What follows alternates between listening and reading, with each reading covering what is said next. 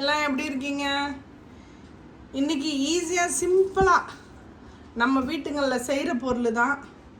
நம்ம தமிழ்நாட்டில் நல்லா கீரைங்கள்லாம் கிடைக்கும். அது மாதிரி கீரை சாம்பார் தான் இன்றைக்கி. கீரை சாம்பார், உருளைக்கிழங்கு பொரியல், இதுதான் இன்றைக்கி செய்ய போகிறேன்.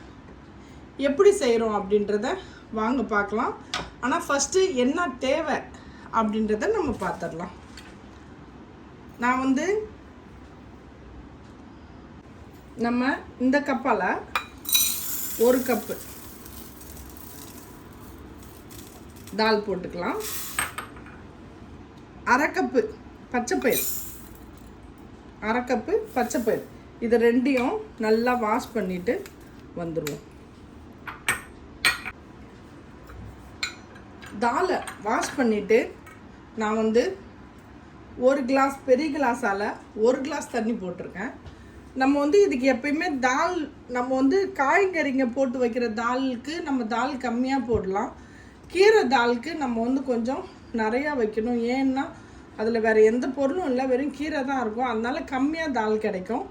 நீங்கள் இந்த தோரம்பயிறு போடும் போது நீங்கள் அது கூடயே பச்சை பயிரும் போட்டிங்கன்னா கொஞ்சம் அந்த கெட்டியான ஒரு தால் கிடைக்கும். தண்ணி அதில் தெரியாது. அதுக்காண்டி தான் நம்ம பச்சை பயிர் போடுறது.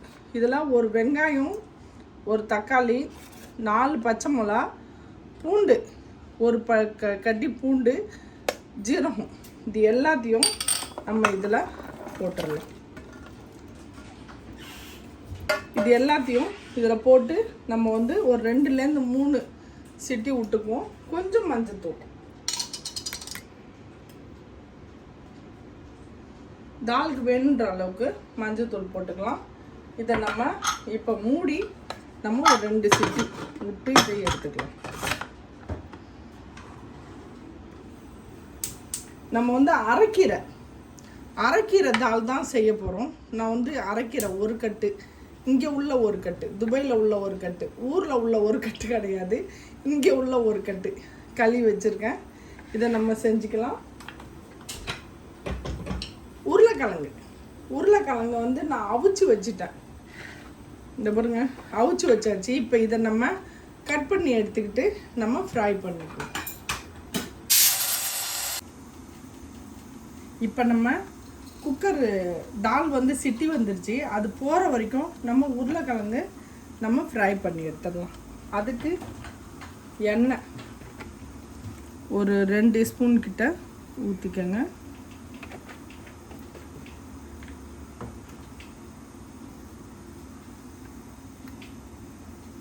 இதில் நான் உளுந்து, கடுகு, ஜீரகம் வச்சுருக்கேன். அதுக்கு கொஞ்சம் வெங்காயம், கருவேப்பிலை, காஞ்ச மிளகா, பூண்டு. இங்கே பாருங்கள், வெங்காயம், கருவேப்பிலை, காஞ்ச மிளகா, பூண்டு இதுக்கு போடுறதுக்காண்டி வச்சுருக்கேன். நம்ம ஃபஸ்ட்டு கடுகு, இப்போ ஜீரகம், உளுந்து போட்டுக்கலாம். அது கூடயே நம்ம மிளகா போட்டுக்குவோம். இந்த மிளகா நம்ம சும்மா தான் போடுறோம். ஏன்னா காரம் கிடைக்காது உங்களுக்கு. ஏன்னா முழுசாக போட்டுக்கிறதுனால உங்களுக்கு காரம் கிடைக்காது. அதனால் 1/2 ஸ்பூன் வீட்டு மிளகாய், 1/4 ஸ்பூன் மஞ்சள் தூள் வச்சுருக்கேன்.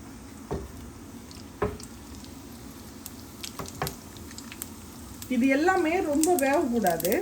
ஏன்னா உளுந்து அதில் நம்ம உருளைக்கிழங்கு அதில் போட்டு நம்ம நல்லா அதில் பரட்டி எடுக்கணும், ஃப்ரை பண்ணணும்.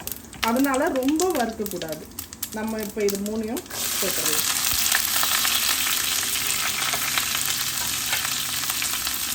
இந்த மாதிரி ஒரு தோசை கரண்டி தான் வச்சு செய்யுங்க. ஏன்னா முண்டு கரண்டியில் வச்சாக்கா அது உங்களுக்கு உடஞ்சி போயிடும். நான் இப்போ அவிச்ச உருளைக்கிழங்கு கொஞ்சம் நல்லா வெந்துருச்சு. ஆனால் இன்னும் கொஞ்சம் வேகாமல் இருக்கணும். இதுக்கு தேவையான உப்பு போட்டுக்கலாம்.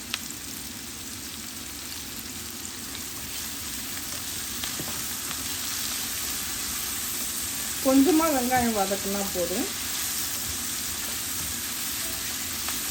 நம்ம இந்த கீரை சாம்பாருக்குண்டு இல்லை, நம்ம இது ரசம், காய் சாம்பார், வெங்காய சாம்பார் எல்லாத்துக்குமே இந்த மாதிரி உருளைக்கிழங்கு செஞ்சு சாப்பிட்டோன்னா ரொம்ப டேஸ்ட்டாக நல்லாயிருக்கும். இப்போ இதில் இவ்வளோ வந்துருச்சுல்ல, போதும். மிளகாய்த்தூள், மஞ்சள் தூள் போட்டுக்கலாம்.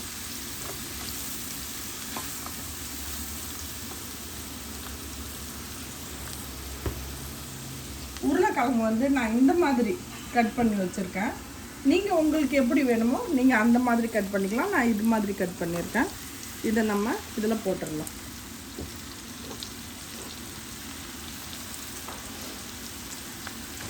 இது வந்து அடுப்பு வந்து வேகமாக வச்சு செய்யக்கூடாது.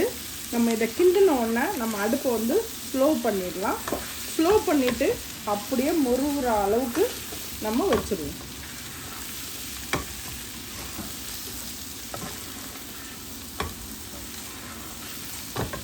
நல்லா செம்மையாக இருக்கும் இது.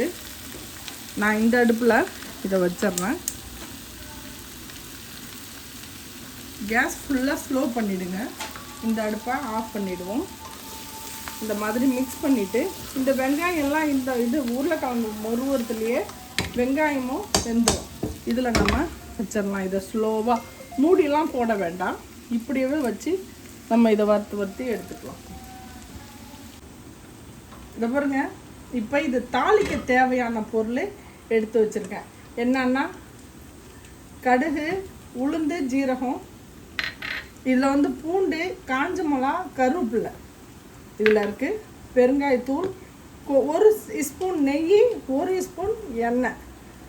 தால் வந்து பாருங்கள், வெங்காயம், தக்காளி நம்ம பெருசு பெருசாகவே போட்டோம்ல, வெந்துருச்சு பாருங்கள். இப்போ கீரையை வந்து நிறையா பேர் வந்து என்ன செய்கிறாங்கன்னா இந்த தண்ணியை எடுத்து, தாலோட தண்ணியை எடுத்து வேக வச்சிடுறாங்க.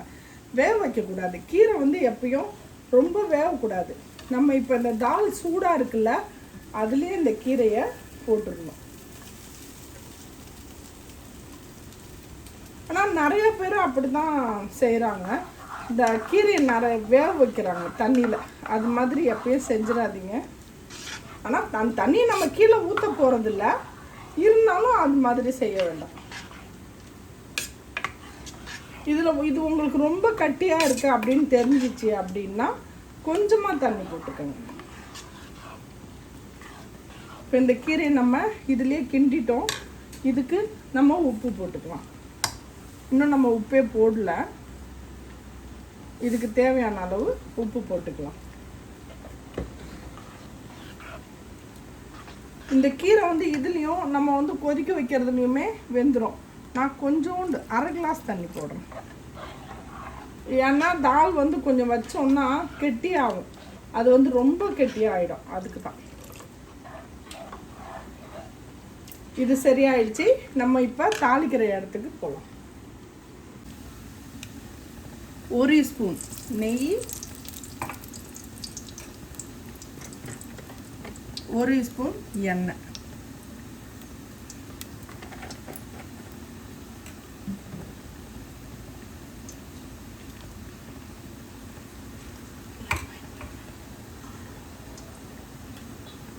கொஞ்சம் சூடாகட்டும். நம்ம கடுகு போட்டுக்கலாம். கடுகு, ஜீரகம், உளுந்து நம்ம இதெல்லாம் மிக்ஸ் பண்ணியே நம்ம வந்து எப்பயும் வச்சுருப்போம். அது மாதிரி அதை போட்டுக்கோங்க.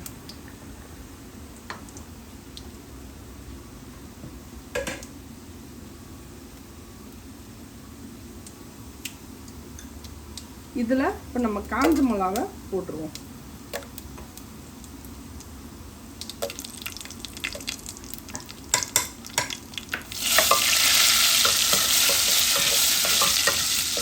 நம்ம வந்து அதில் பச்சை மிளகாவும் போட்டிருக்கோம். அதனால் காஞ்ச மிளகா வந்து கொஞ்சம் நிறையா நம்ம போட்டுக்கலாம். பாக்கி இதை பூண்டையும் கருவேப்பிலையும் போட்டுக்கணும்.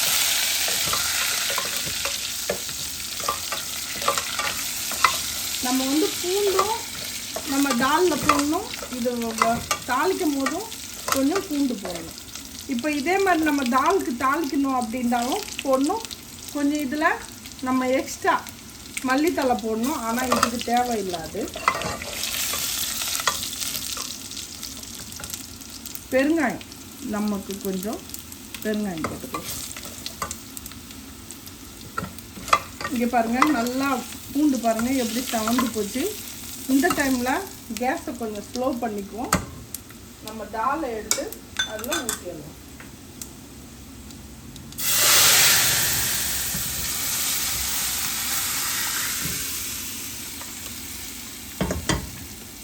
கொஞ்சமாக நம்ம குக்கரை கழுவி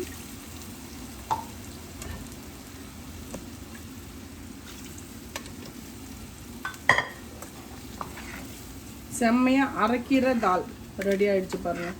ஒரே ஒரு கொதி வரட்டும், நம்ம இதை ஆஃப் பண்ணிடலாம். எப்படி இருக்குது பார்த்தீங்களா கீரை சாம்பார். நம்ம இதை மூடி வச்சு ஒரு கொதி விட்டு எடுத்துடலாம். உருளைக்கிழங்கு எப்படி இருக்குதுன்னு பார்ப்போம். இங்கே பாருங்கள், அந்த வெங்காயம் எல்லாமே வறுத்துருச்சு பாருங்கள். பச்சையாகவே தெரியல பார்த்தீங்களா. உருளைக்கிழங்கும் இந்த அளவுக்கு நமக்கு வந்தால் போதும். இதை இப்படியே வைக்கலாம் இன்னும், ஆனால் கொஞ்ச நேரம் வைப்போம். முடிஞ்சிச்சு, இது அதுவும் முடிஞ்சிருச்சு. செம்மையாக சூப்பராக லைட்டான ஒரு லஞ்சு தான் செஞ்சுருக்கோம். இங்கே பாருங்கள், அரைக்கீரை சாம்பார், அரைக்கீரை தாலுன்னு சொல்லிக்கலாம், உருளைக்கிழங்கு ஃப்ரை, ரைஸ். இது பாஸ்மதி ரைஸ் இல்லை, இது வந்து தஞ்சாவூர் பொன்னி ரைஸ், பப்படு, ஊறுகாய் வந்து இது நம்ம ஓன் ஊறுகாய், நம்ம வீட்டில் செஞ்சது. இது நம்ம சேனலில் இருக்குது, வேணும்னா நீங்கள் பார்த்து தெரிஞ்சுக்கலாம். இதில் லைட்டாக கொஞ்சமாக இதில் இப்படி நெய், சாம்பாரில் இப்படி நெய்யை விட்டு இது மாதிரி சுட சுட சோறாக்கி இதே மாதிரி சாப்பிட்டு பாருங்கள். எங்கள் ஹஸ்பண்ட் எப்படின்னா சொல்லுவாங்கன்னா, நீ பிரியாணி செய்கிறத விட இந்த மாதிரி செஞ்சு கொடு, எனக்கு இதுதான் பிரியாணி அப்படின்னு சொல்லுவாங்க. அவங்களுக்கு இந்த மாதிரி சமையல்னால் ரொம்ப பிடிக்கும். அதான் இன்றைக்கி நாங்கள் செஞ்சுருக்கோம். சிம்பிளான ஒரு சாப்பாடு தான். இதே மாதிரி நீங்களும் செஞ்சு சாப்பிட்டு பாருங்கள். உங்களுக்கு இது பிடிச்சிருந்துச்சுன்னா நம்ம குயிக் குக்கிங் சேனலுக்கு லைக் பண்ணுங்கள், ஷேர் பண்ணுங்கள், கமெண்ட் பண்ணுங்கள், மறக்காமல் பெல் பட்டன் கிளிக் பண்ணுங்கள். இன்ஷா அல்லாஹ் நான் இன்னொரு வீடியோடு வந்து சந்திக்கிறேன். பாய்.